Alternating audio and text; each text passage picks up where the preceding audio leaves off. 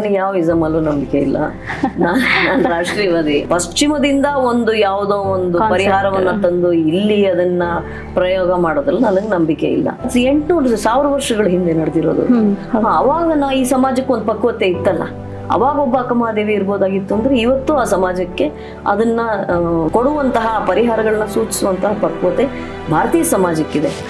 ಕಿತ್ತೂರು ಚೆನ್ನಮ್ಮನ ತರದವಳು ಈ ಸಮಾಜದಿಂದ ಉದ್ಭವ ಆದವಳು, ಯಾವುದೋ ಹೊರಗಡೆಯಿಂದ ಬಂದವರಲ್ಲ. ಆದ್ರೆ ಹೆಣ್ಮಕ್ಕಳಿಗೆ ಸಮಾನವಾದ ಹಕ್ಕುಗಳಿರ್ಬೇಕು ಅನ್ನೋದ್ರಲ್ಲಿ ನನಗೆ ಯಾವುದೇ ಒಂದು ಸಣ್ಣ ರೀತಿಯ ಅಳುಕು ಭಿನ್ನಮತವೂ ಇಲ್ಲ. ಅವನಿಗೆ ಈಗ 16 ವರ್ಷ, 10ನೇ ವಯಸ್ಸಿಗೋ ಏನೋನೆ ಅವನಿಗೆ ನಿಜವಾದ ಸಮಸ್ಯೆ ಏನೋ ಅನ್ನೋದು ನನಗೆ ಗೊತ್ತಾಗಿದೆ. ಸೊ ಅನ್ಲಕ್ಕಿ ಅಂತ ಅವ್ರು ಅವತ್ತು ಹೇಳಿದ್ರು, ಲಕ್ಕಿ ಅಂತ ನಾವು ಇವತ್ತು ಅನ್ಪರ್ಸೀವ್ ಮಾಡ್ಕೊಂಡು ಹೇಗೆ ನೋಡ್ತೀವೋ ಬದುಕನ್ನ ಅಷ್ಟೇ. ನೀವು ಆ ದೇವಸ್ಥಾನಕ್ಕೆ ಹೋಗಿ ಈ ತಾಯ್ತ ಕಟ್ಟಿಸಿ ಸರಿಯಾಗತ್ತೆ, ಈ ದೇವಸ್ಥಾನಕ್ಕೆ ಹೋಗಿ ಈ ಯಾಗ ಮಾಡಿಸಿ ತಕ್ಷಣ ಸರಿ. ನಾವು ಅದನ್ನೆಲ್ಲ ಮಾಡದೇ ಇರ್ತೀವಿ ಅಂತ ಅವ್ರಿಗೆ ಯಾಕೆ ಅನ್ಸುತ್ತೆ ಅಂತ ನನಗೆ ಗೊತ್ತಿಲ್ಲ. ಹಾಗಾಗಿ ಅವನನ್ನು ಇರೋ ಹಾಗೆ ಸ್ವೀಕರಿಸೋದಷ್ಟೇ ನಮ್ಮಿಂದ ಸಾಧ್ಯ ಆಗೋದು. ನಮ್ಮ ತಂದೆ ಹೋದ್ರು 6 ತಿಂಗಳ ಹಿಂದೆ. ನನಗೆ ಅವಾಗಲೂ ನಾನು ಅಳ್ಳಿಲ್ಲ.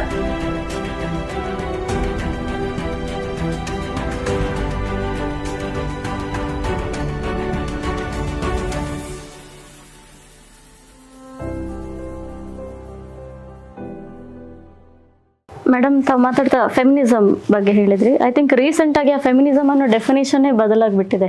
ಅಂದರೆ ಅದನ್ನು ಒಂದು ಟೂಲ್ ಥರ ಯೂಸ್ ಮಾಡುವಂಥದ್ದು ಫೆಮಿನಿಸಮ್ ಅಂತ ಹೇಳುವಂಥದ್ದು. So what is your stand on this? ನಿಮ್ಮ ಪ್ರಕಾರ ಫೆಮಿನಿಸಮ್ ಅಂದರೆ? ನನಗೆ ಯಾವ ಇಸಮಲ್ಲೂ ನಂಬಿಕೆ ಇಲ್ಲ. ನಾನು ರಾಷ್ಟ್ರೀಯವಾದಿ. ಹಾಗಾಗಿ ನೇರವಾಗಿ ಹೇಳ್ಬಿಡ್ತೀನಿ, ನನಗೆ ಯಾವ ಇಸಮಲ್ಲೂ ನಂಬಿಕೆ ಇಲ್ಲ. ಆ ಇಸಮ್ ಈ ಇಸಮ್ ಯಾವ ಇಸಮಲ್ಲೂ ನಂಬಿಕೆ ಇಲ್ಲ. ನಮಗೆ ನಮ್ಮದು ಅಂತ ಒಂದು ಸಮಾಜ ಇದೆ. ಈ ಸಮಾಜಕ್ಕೆ ಅಂತ ಒಂದು ಸಭ್ಯತೆ ಇದೆ. 1000 ವರ್ಷಗಳ ಇತಿಹಾಸ ಇದೆ. ಮತ್ತು ಈ ಸಭ್ಯತೆಯಲ್ಲಿ ಈ 1000 ವರ್ಷಗಳಲ್ಲಿ ಹೆಣ್ಮಕ್ಳನ್ನ ಹೇಗೆ ನಡೆಸ್ಕೊಂಡು ಬಂದಿದ್ದಾರೆ. ಕ್ರಮೇಣ ಕೆಲವೊಂದೆಲ್ಲ ಹದಗಟ್ಟಿದೆ, ಶೋಷಣೆ ನಡೀತಾ ಇದೆ, ಇಲ್ಲ ಅಂತ ಯಾವುದನ್ನು ವಾದಿಸ್ತಾ ಇಲ್ಲ. ಆದ್ರೆ ಯಾವುದೋ ಪಶ್ಚಿಮದಿಂದ ಯಾವುದೋ ಒಂದು ಪರಿಹಾರವನ್ನ ತಂದು ಇಲ್ಲಿ ಅದನ್ನ ಪ್ರಯೋಗ ಮಾಡೋದ್ರಲ್ಲಿ ನನಗೆ ನಂಬಿಕೆ ಇಲ್ಲ. ನಮ್ಮಲ್ಲೇ ಅದೇನಂತಾರೆ, ಈ ರೆಸಲ್ಯೂಷನ್ ಮೆಕ್ಯಾನಿಸಮ್ಸ್ ಅಂದ್ರೆ ಪರಿಹಾರಗಳನ್ನ ಕಂಡುಕೊಳ್ಳೋದು ನಮ್ಮಲ್ಲೇ ಇದ್ದಿದೆ. ಅದನ್ನ ನಾವು ಹುಡುಕಿ ತೆಗಿಬೇಕಷ್ಟೆ. ನಮ್ಮಲ್ಲಿದ್ದ ಅಕ್ಕಮಹಾದೇವಿ ಎಲ್ಲಿದ್ದಾಳೆ ಪ್ರಪಂಚದಲ್ಲಿ? ನಮ್ಮಲ್ಲಿದ್ದ ಅನುಭವ ಮಂಟಪಕ್ಕೆ ಯಾವುದಿದೆ ಸಾಟಿ? ಇನ್ನೊಂದು ಅಂದ್ರೆ ಒಂದು ಅನುಭವ ಮಂಟಪದ ತರದ ಒಂದು ವೇದಿಕೆ. ಅಲ್ಲಿ ಎಲ್ಲವನ್ನೂ ಅವರು ಚರ್ಚೆ ಮಾಡ್ತಾ ಇದ್ರು. ಸಮಾಜ, ರಾಜಕೀಯ, ದರ್ಶನ ಎಲ್ಲವನ್ನು ಚರ್ಚೆ ಮಾಡ್ತಾ ಇದ್ರು. ಅಲ್ಲಿ ಸಮಾನವಾಗಿ ಹೆಣ್ಮಕ್ಳು ಕೂತ್ಕೊಂಡು ಮಾಡ್ತಾ ಇದ್ರು. ಅದರಲ್ಲೂ ಅಕ್ಕಮಹಾದೇವಿ ತರದವ್ರು ಇದ್ರು ಅಂದಾಗ ಅದು 800,000 ವರ್ಷಗಳ ಹಿಂದೆ ನಡೆದಿರೋದು. ಅವಾಗ ಈ ಸಮಾಜಕ್ಕೆ ಒಂದು ಪಕ್ವತೆ ಇತ್ತಲ್ಲ. ಅವಾಗ ಒಬ್ಬ ಅಕ್ಕಮಹಾದೇವಿ ಇರ್ಬೋದಾಗಿತ್ತು ಅಂದ್ರೆ ಇವತ್ತು ಆ ಸಮಾಜಕ್ಕೆ ಅದನ್ನ ಕೊಡುವಂತಹ ಪರಿಹಾರಗಳನ್ನ ಸೂಚಿಸುವಂತಹ ಪಕ್ವತೆ ಭಾರತೀಯ ಸಮಾಜಕ್ಕಿದೆ. ಹಾಗಾಗಿ ಯಾವುದೋ ಪಶ್ಚಿಮದಿಂದ ಯಾವುದೋ ಇಸಮ್ನ ತಂದು ನಾವು ಪ್ರಯೋಗ ಮಾಡ್ಕೋಬೇಕು ಅಂತಲ್ಲ. ನಮ್ಮಲ್ಲಿ ಉದ್ಭವವಾಗುವಂತಹ ಸಮಸ್ಯೆಗಳಿಗೆ ನಾವೇ ಪರಿಹಾರಗಳನ್ನ ಕಂಡುಕೋಬೇಕು. ಯಾವಾಗ ಸಮಾಜದಲ್ಲಿ ಶೋಷಣೆ ಹೆಚ್ಚುತ್ತೋ ಅವಾಗೆಲ್ಲ ಮಹಾ ವ್ಯಕ್ತಿಗಳು ಬಂದು ಆ ಶೋಷಣೆಯನ್ನ ಬಗೆಹರಿಸುವ, ಆ ಶೋಷಣೆಯನ್ನು ಕಡಿಮೆ ಮಾಡುವ, ನಿಲ್ಲಿಸುವ ಪ್ರಯತ್ನಗಳನ್ನ ಮಾಡಿದ್ದೆ. ಬಸವಣ್ಣ ಬಂದಿದ್ದು ಹಾಗೆ ಅಲ್ವಾ? ಈ ಸಮಾಜದಲ್ಲಿ ಆವತ್ತಿನ ಕಾಲಕ್ಕೂ ಶೋಷಣೆ ಇತ್ತು, ಜಾತೀಯತೆ ಇತ್ತು. ಅವ್ರೇನ್ ಮಾಡ್ತಾರೆ? ಅವರು ಜಾತಿ ಇಲ್ಲ ಅನ್ನೋದನ್ನ ನಿರ್ಮಾಣ ಮಾಡ್ತಾರೆ. ಶಂಕರರು ಬಂದ ಕಾಲದಲ್ಲೂ ಇದ್ದಿರ್ಬೇಕಲ್ವಾ? ಶಂಕರರು ಏನ್ ಮಾಡ್ತಾರೆ? ಅವರೊಬ್ಬ ಇವನನ್ನ ಹಾಗೆ ಒಂದೊಂದು ಕಾಲಕ್ಕೆ ಒಬ್ಬೊಬ್ಬ ವ್ಯಕ್ತಿ ಹಾಗೂ ನಮ್ಮ ಸಮಾಜದಿಂದಾನೇ ಬಂದಿದ್ದಾರೆ. ನಾನು ಅದಕ್ಕೆ ಅಕ್ಕಮಹಾದೇವಿಯ ಒಂದು ಉದಾಹರಣೆ ಹೇಳಿದ್ದು.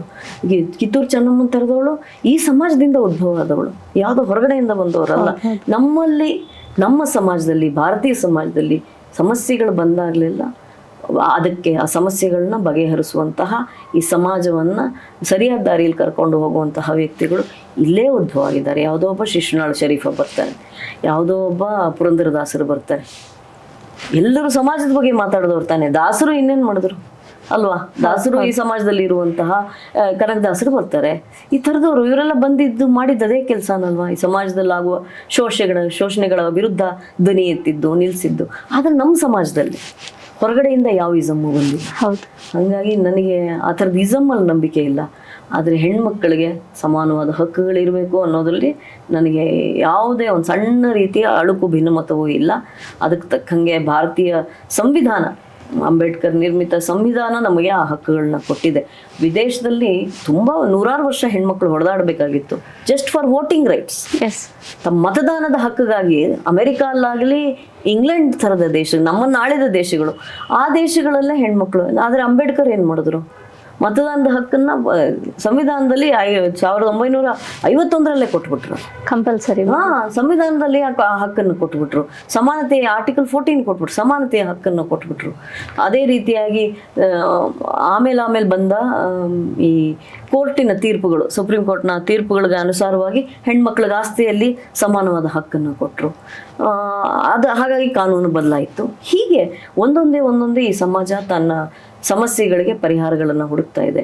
ಶೋಷಣೆ ವಿಷಯದಲ್ಲಿ, ಅದರಲ್ಲೂ ಈ ಅತ್ಯಾಚಾರ, ಹೆಣ್ಮಕ್ಳ ಮೇಲೆ ನಡೆಯೋ ಅತ್ಯಾಚಾರದ ವಿಷಯದಲ್ಲಿ ಇದು ನಿರ್ಭಯ ಪ್ರಕರಣ ಅತ್ಯಂತ ಘೋರವಾದ ಪ್ರಕರಣ. ಈ ನಾವೆಲ್ಲರೂ ತಲೆ ತಗ್ಗಿಸುವಂತೆ, ಈ ಸಮಾಜವೇ ತಲೆ ತಗ್ಗಿಸುವಂತೆ ನಮ್ಮನ್ನು ಮಾಡಿದಂತಹ ಒಂದು ಪ್ರಕರಣ. ಆ ಪ್ರಕರಣದ ನಂತರ ಏನಾಯಿತು, ಜಸ್ಟಿಸ್ ವರ್ಮಾ ಕಮಿಷನ್ ಬಂತು. ಅವ್ರು ಜಸ್ಟಿಸ್ ವರ್ಮಾ ಇಡೀ ಒಂದು ಈ ಅತ್ಯಾಚಾರದ ಕಾನೂನು ನಮ್ಮಲ್ಲಿ ಏನಿತ್ತು, ಸೆಕ್ಷನ್ 376 ನಮ್ಮ ದಂಡ ಸಂಹಿತೆಯಲ್ಲಿ ಏನಿತ್ತು, ಅದಕ್ಕೆ ಏನೇನು ಮಾಡ್ಬೋದು, ಯಾವ ರೀತಿಯ ಪ್ರಿಕಾಷನ್ಸ್ನ ಹೆಣ್ಮಕ್ಳು ಕೊಡ್ಬೋದು ಅಂತ ನೋಡಿದ್ರು. ತದನಂತರದಲ್ಲಿ ಈಚೆಗೆ ಈ ಕಳೆದ 5 ವರ್ಷಗಳ ಹಿಂದೆ ಒಂದು ಕಾನೂನಿನ ನಿರ್ಮಾಣ ಆಗುತ್ತೆ. ಏನು 18ಕ್ಕೆ ಒಳಪಟ್ಟ ಈ ಯಾರು ಬಾಲ ಅಪರಾಧಿಗಳಿರ್ತಾರೆ, ಅವ್ರಿಗೆ 16 ವರ್ಷ ತುಂಬಿದ್ರೆ ಅವ್ರನ್ನ ಅಪರಾಧಿ ಅಂತ ಕನ್ಸಿಡರ್ ಮಾಡಬೇಕು ಅಂತ ಪಾಕ್ಸೋ ಕಾನೂನು ಬರುತ್ತೆ. ಮಕ್ಕಳ ಮೇಲೆ ಯಾವುದಾದ್ರು ಅತ್ಯಾಚಾರ ಆದರೆ ತಕ್ಷಣ ಅದಕ್ಕೆ ಕ್ರಮವನ್ನು ತೆಗೆದುಕೋಬೇಕು. ಓಕೆ ಮೇಡಮ್, ತಮಗೆ ಒಬ್ಬ ಮುದ್ದಾದ ಮಗ ಇದ್ದಾನೆ, ಗಾಲವ್. ಸೊ ಅವರ ಒಂದು ಪ್ರೆಸೆನ್ಸ್ ನಿಮಗೆ ಲೈಫಿಗೆ ಒಂದು ಹೊಸ ಅರ್ಥವನ್ನೇ ಕೊಟ್ಟಿತ್ತು ಅಂತ ತಾವೊಂದು ಮಾತನ್ನ ಒಂದ್ಸಲ ಹೇಳಿದ್ರಿ. How his presence is impacting your motherhood ಅಂತ ಹೇಳ್ಬೋದು. ಹೇಗೆ ಇಂಪ್ಯಾಕ್ಟ್? ಗಾಲವ್ ಅಂತಲ್ಲ, ಮಕ್ಕಳು ಸಾಮಾನ್ಯವಾಗಿ ಎಲ್ಲರ ಬದುಕಲ್ಲಿ ಬಹಳ ದೊಡ್ಡ ಒಂದು ಬದಲಾವಣೆಯನ್ನು ತರ್ತಾರೆ. ಎಂಥವ್ರಿಗೂ ಯಾಕೆ ಮಕ್ಕಳು ಅಷ್ಟು ಪ್ರೀತಿ ಆಗ್ತಾರೆ, ಎಲ್ಲದಕ್ಕಿಂತ ಈ ಮಮಕಾರ ಅನ್ನೋದು ಅಷ್ಟೊಂದು ಯಾಕೆ ಬರುತ್ತೆ? ಇವನಿಗೆ ಧೃತರಾಷ್ಟ್ರನಿಗೆ ಅಂಧಪ್ರೇಮ, ದುರ್ಯೋಧನ ಬಗ್ಗೆ, ಅಷ್ಟು ಕೆಟ್ಟ ಮಗ, ಆದರೂ ಅಂಧಪ್ರೇಮ ಆಯಿತು. ಯಾಕಿರುತ್ತೆ ಅಂದರೆ ಅದು ಗೊತ್ತಿಲ್ಲ, ಅದು ಪ್ರಕೃತಿ ನಿಯಮ. ಎಂಥ ಮಗುವಾದರೂ ಮಗು ನನ್ನದು, ಹಾಗೆ ಎಂಥ ಮಗುವಾದರೂ.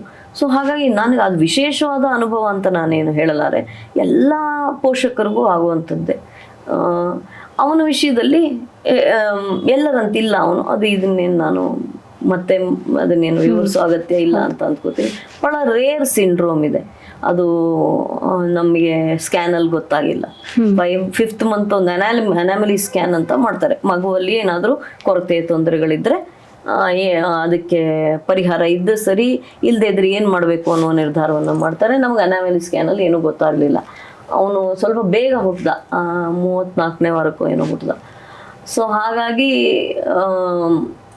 ಇದೇನಂತಾರೆ, ಪ್ರೀಮಚೂರ್ ಬೇಬಿಗಿರೋ ಸಮಸ್ಯೆಗಳಿರುತ್ತೆ ಅಂತ ಅಷ್ಟೇ ನಾವು ಅಂದ್ಕೊಂಡಿತ್ತು. ಅದಕ್ಕಿಂತ ದೊಡ್ಡ ಸಮಸ್ಯೆಗಳಿದೆ ಅನ್ನೋದು ಆಮೇಲೆ ಗೊತ್ತಾಯಿತು.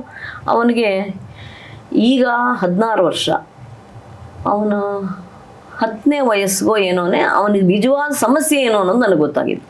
ಅಲ್ಲಿವರೆಗೆ ಬರೀ ಇದೆ, ಏನಂತಾರೆ, ಇದಿರ್ಬೋದು ಅದಿರ್ಬೋದು ಹಿಂಗೆ ಬರೀ ಅವ್ರು ಬಿಟ್ಟು ಇವ್ರನ್ನ ಬಿಟ್ಟು ಅವ್ರು ಯಾರು ಅಂತಾರೆ. ಹಾಗೆ ಇದ ಅಂತ ಹುಡುಕಾಟದಲ್ಲೇ ಕಳೆದು ಹೋಯ್ತು. ಅವನು 10ನೇ ವಯಸ್ಸಿಗೆ ಒಬ್ಬ ನಿಮ್ಯಾನ್ಸ್ನಲ್ಲಿ ಒಬ್ಬ ಜೆನೆಟಿಸಿಸ್ಟು ಅವ್ನು ನೋಡಿದ ತಕ್ಷಣ ಅವನಿಗೇನು ಅಂತ ಹೇಳಿದ್ರು, ವುಲ್ಫ್-ಹರ್ಷಾನ್ ಸಿಂಡ್ರೋಮ್ ಅಂತ. ನಾನು ಆಮೇಲೆ ಏನು ಮಾಡಿದೆ, ಈ ಸಾಮಾನ್ಯವಾಗಿ ಪೇರೆಂಟ್ಸ್ ಮಾಡಲ್ಲ, ಯಾಕೆಂದ್ರೆ ಜಗಳ ಬಂದ್ಬಿಡುತ್ತೆ. ನಿಮ್ಮನೆಯವರಿಂದ ಮಗು ಹೀಗಿದೆ ಅಂತ ಹೆಂಡತಿ, ನಿನ್ನಿಂದಾನೇ ಹೀಗಾಯ್ತು ಅಂತ ಗಂಡ, ಈ ಜಗಳ ಆಗತ್ತೆ ಈ ಥರದ ಮಕ್ಕಳು ಹುಟ್ಟಿದಾಗ ಮನೆಯಲ್ಲಿ. ಹಾಗಾಗಿ ಯಾರೂ ಮಾಡಲ್ಲ. ನಾನು ಒಂದು ಜೆನೆಟಿಕ್ ಟೆಸ್ಟ್ ಒಂದು ಮಾಡಿಸಿದೆ. ನಾವು ರಕ್ತ ಕೊಡಬೇಕಾಗತ್ತೆ, ಯಾರ ಕಾರಣಕ್ಕೆ ಮಗು ಹಾಗಾಯಿತು ಅನ್ನೋದು ಬರುತ್ತೆ. ಆವಾಗ ಅವರು ಡಾಕ್ಟ್ರ್ ಏನು ಹೇಳಿದ್ರು, this is a very rare syndrome, you are just unlucky, ನಿಮ್ಮಿಬ್ಬರಿಂದನೂ ಇದಲ್ಲ ಅಂತ. ಸೊ ಅನ್ಲಕ್ಕಿ ಅಂತ ಅವ್ರು ಅವತ್ತು ಹೇಳಿದ್ರು, ಲಕ್ಕಿ ಅಂತ ನಾವು ಇವತ್ತು ಮಾಡ್ಕೊಂಡು ಹೇಗೆ ನೋಡ್ತೀವೋ ಬದುಕನ್ನು ಅಷ್ಟೇ. ಏನು ಅಂದರೆ ಕೆಲವು ಸಮಸ್ಯೆ ನಾನು ಚಿಕ್ಕ ವಯಸ್ಸಿಂದ ನನಗಿದ್ದಿದ್ದೇನೋ, ನಥಿಂಗ್ ಈಸ್ ಇಂಪಾಸಿಬಲ್ ಅನ್ನೋದೊಂದು ನಮಗೆ ಒಂದು ಆತ್ಮವಿಶ್ವಾಸ ಇರುತ್ತಲ್ಲ, ಎಲ್ಲ ಸಮಸ್ಯೆಗೂ ಪರಿಹಾರ ಇದೆ ಅಂತ ಅಂದ್ಕೊಳ್ಳೋದು. ಈ ಸಮಸ್ಯೆಗೆ ಪರಿಹಾರ ಇಲ್ಲ. ಸೊ ಅವಾಗ ಏನಾಗುತ್ತೆ, ಮನುಷ್ಯನ ಮೀರಿದ್ದು ಕೆಲವುದಿದೆ ಅನ್ನೋದು ನಮ್ಗೆ ಗೊತ್ತಾಗುತ್ತೆ ಅಲ್ವಾ. ಆವಾಗಲೇ ಈ ರೀತಿಯ ದರ್ಶನ ಆಗೋದು ನಮ್ಗೆ ಯಾವಾಗ ಅಂದರೆ, ನನ್ನ ಕೈಲಿ ಇದು ಬಗೆಹರಿಸೋಕೆ ಸಾಧ್ಯವಿಲ್ಲದ ಸಮಸ್ಯೆ ಅಂದಮೇಲೆ ದೇವ್ರನ್ನ ಹುಡುಕ್ತೀವಿ. ಎಲ್ಲರೂ ಬಂದು ಅಂದ್ರೆ ಒಂಥರ ಸಾರಾಸಗಟಾಗಿ ಯಾರಿಗೂ ಇವ್ರಿಗೆ ಏನ್ ಅನ್ನಿಸ್ತಾ ಇದೆ, ಇವ್ರ ಮನ್ಸಲ್ಲಿ ಏನಿದೆ, ಆ ಅಪ್ಪ ಅಮ್ಮಂದ್ರೆ ಏನ್ ಸಫರ್ ಮಾಡ್ತಾರೆ ಏನು ಯೋಚನೆ ಮಾಡಲ್ಲ. ನೀವು ಆ ದೇವಸ್ಥಾನಕ್ಕೆ ಹೋಗಿ ಈ ತಾಯ್ತ ಕಟ್ಸಿ ಸರಿಯಾಗತ್ತೆ. ಈ ದೇವಸ್ಥಾನಕ್ಕೆ ಹೋಗಿ ಈ ಯಾಗ ಮಾಡಿಸಿ ತಕ್ಷಣ ಸರಿ. ಈ ತರದ ಅನ್ರಿಕ್ವೈರ್ಡ್ ಅದೊಂದು ನಮ್ಮಲ್ಲಿ ಇರುವಂತಹ ಒಂದು ನಮ್ಮ ಸಮಾಜದಲ್ಲಿದೆ. ಅದು ನಾವು ಒಂಥರ ಎಲ್ಲರೂ ಇವರೆಲ್ಲ ನಮ್ಮವ್ರೆ ಅಂತ, ಎಲ್ಲರೂ ನಮ್ಮವ್ರೆ ಕನಕದಾಸರಾಗ್ಲಿ ಬಸವಣ್ಣನಾಗ್ಲಿ ಹೇಳಿದ್ದು ಬೇರೆ ಅರ್ಥದಲ್ಲಿ. ಹೋಗಿ ಸಜೆಷನ್ ಕೊಡಕ್ಕಲ್ಲ, ಎಲ್ಲರೂ ನಮ್ಮವ್ರೆ ಅಂತ ಅನ್ಕೊಳ್ಳೋದು ತಾರತಮ್ಯ ಇಲ್ದೇ ಇರಕ್ಕೆ ಹೊರತು ಹೀಗೋಗಿ ಸಜೆಷನ್ ಕೊಡಕ್ಕಲ್ಲ. ಎಲ್ಲೋ ಬೀದಿಲಿ ಹೋಗ್ತಾ ಇದ್ರೆ ಇಲ್ಲಾಂದ್ರೆ ಫೋನ್ ಮಾಡೋದು, ಇಲ್ಲಾಂದ್ರೆ ಕಾಗದ ಬರೆಯೋದು, ನೀವು ಇದನ್ನ ಮಾಡಿದ್ರೆ ಅದು ಸರಿ ಹೋಗುತ್ತೆ ಅಂತ. ನಾವು ಅದನ್ನೆಲ್ಲ ಮಾಡದೇ ಇರ್ತೀವಿ ಅಂತ ಅವ್ರಿಗೆ ಯಾಕೆ ಅನ್ಸತ್ತೆ ಅಂತ ನನಗೆ ಗೊತ್ತಿಲ್ಲ. ನಾನು ಹೇಳೋದಲ್ಲ, ಮೊದಲ 10 ವರ್ಷ ಇದೆ ಈ ದೇವಸ್ಥಾನಕ್ಕೆ ಹೋಗು, ಆಯ್ತಾ ಕಟ್ಸು, ಏನೋ ಆಗ್ಬಿಡುತ್ತೆ ಅಂತ. ಅದನ್ನ ನಾವು ಅದರ ವಿವರಣೆಯನ್ನು ಅರ್ಥ ಮಾಡ್ಕೊಂಡ್ರೆ ಸಾಧ್ಯ ಇಲ್ಲ ಅನ್ನೋದು ಗೊತ್ತಾಗುತ್ತೆ. ಅವನಿಗೆ ಮಾತು ಬರಲ್ಲ, ಅವ್ನಿಗೆ ಮಾತಾಡೋಕೆ ಆಗೋದು ಇಲ್ಲ. ಈ ಸಿಂಡ್ರೋಮ್ಗೆ ಮಾತು ಬರಲ್ಲ. ವಿಶ್ವದಲ್ಲೇ ಒಂದು 2,000-3,000 ಜನ ಅಷ್ಟೇ ಇರೋದು ಅವನಿಗಿರೋ ಸಿಂಡ್ರೋಮ್, ವುಲ್ಫ್-ಹರ್ಷಾನ್ ಸಿಂಡ್ರೋಮ್ ಅನ್ನೋದು. ಅದು ಕ್ರೋಮೋಸೋಮಲ್ ಡಿಸಾರ್ಡರ್. ನಾವು ವಾಪಸ್ ಹೋಗಿ ಕ್ರೋಮೋಸೋಮ್ನ ಹೇಗೆ ಸರಿ ಮಾಡೋದು, ಅದಕ್ಕಿನ್ನೂ ಟೆಕ್ನಾಲಜಿ ಬಂದಿಲ್ಲ. ಹಾಗಾಗಿ ಅವನನ್ನು ಇರೋ ಹಾಗೆ ಸ್ವೀಕರಿಸೋದಷ್ಟೇ ನಮ್ಮಿಂದ ಸಾಧ್ಯ ಆಗೋದು. ಇರೋ ಹಾಗೆ ಸ್ವೀಕರಿಸ್ತೀವಿ ಅಷ್ಟೇ. ಕಷ್ಟ ಅಂತ ಬಂದರೆ ಹೆಣ್ಮಕ್ಳಿಗೆ ಭಾಳ ಸುಲಭವಾದ ಮಾರ್ಗ ಏನು ಅಂದರೆ ಅಳೋದು. ನಾನು ತುಂಬ ಕಾಲ ಆಗಿದೆ, ನಂಗೆ ಮರ್ತೋಗಿದೆ ಅಳೋದು. ನಾನು ಅಳೋದು ನಿಲ್ಲಿಸ್ಬಿಟ್ಟಿದ್ದೀನಿ. ಯಾಕೆ ಅಳಬೇಕು ಅಂತ ಅನಿಸಿದೆ, ಅಥವಾ ನಾನು ಹತ್ರ ಬೇರೆಯವ್ರು ಹತ್ತು ಬಿಡ್ತಾರಲ್ಲ ಅನ್ನೋ ಭಯ ಇದೆ. ಎರಡೂ ಕಾರಣಕ್ಕೆ ಅಳೋದು ನಿಲ್ಲಿಸ್ಬಿಟ್ಟಿದ್ದೀನಿ. ತುಂಬ ವರ್ಷ ಆಯ್ತು, ನನಗೆ ನೆನಪೇ ಇಲ್ಲ ನಾನು ಕೊನೆದಾಗ ಯಾವಾಗತ್ತೆ ಅಂತ. ನಮ್ಮ ತಂದೆ ಹೋದರು 6 ತಿಂಗಳ ಹಿಂದೆ. ನನಗೆ ಅವಾಗಲೂ ನಾನು ಅಳ್ಳಿಲ್ಲ.